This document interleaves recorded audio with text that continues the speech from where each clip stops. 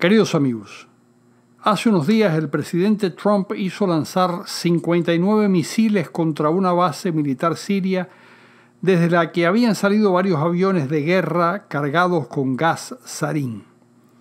Esas bombas con gas sarín mataron a numerosos civiles y entre ellos a varias docenas de niños que tuvieron una muerte espantosa.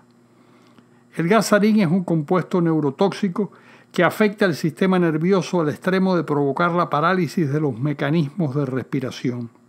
Penetra por la piel, por la respiración, por los alimentos que se ingieren o por el agua que se bebe. Originalmente era un pesticida, pero dada su toxicidad, en 1993 fue prohibida su fabricación.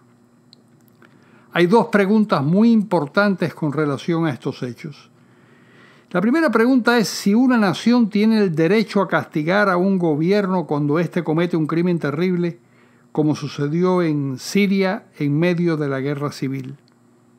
Y la segunda, relacionada con la primera, ¿quién le ha conferido a Estados Unidos ese papel de juez sancionador en el conflicto interno sirio? La primera pregunta tiene una respuesta contundente.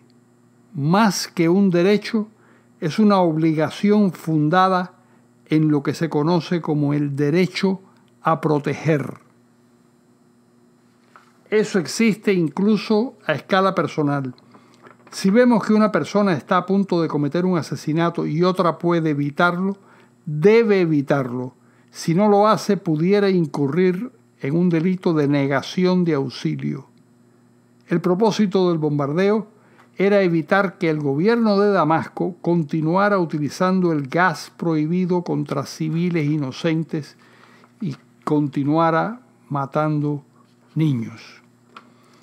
Es verdad que Estados Unidos no siempre actúa de la misma manera, pero ese argumento no es del todo válido.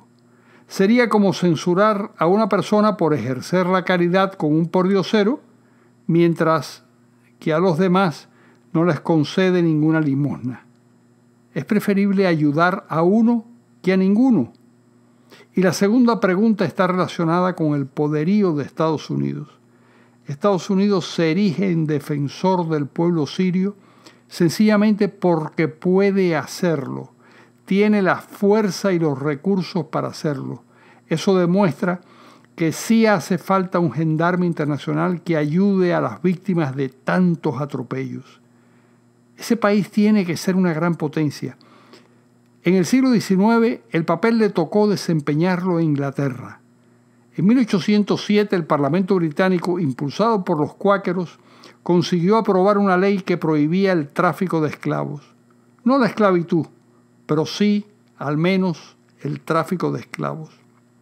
Muy pronto, el Reino Unido firmó tratados para perseguir el infame comercio y hasta le pagó a ciertos países como España para que renunciara a la trata de esclavos.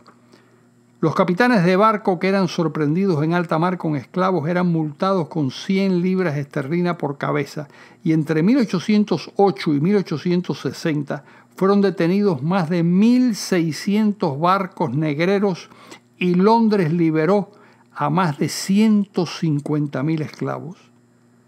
La pregunta que se hacían los esclavistas era la misma que ahora se hacen los enemigos de la acción de Estados Unidos. Se preguntaban qué derecho tenía Gran Bretaña a detener en alta mar un barco portugués y despojarlo de su carga de esclavos.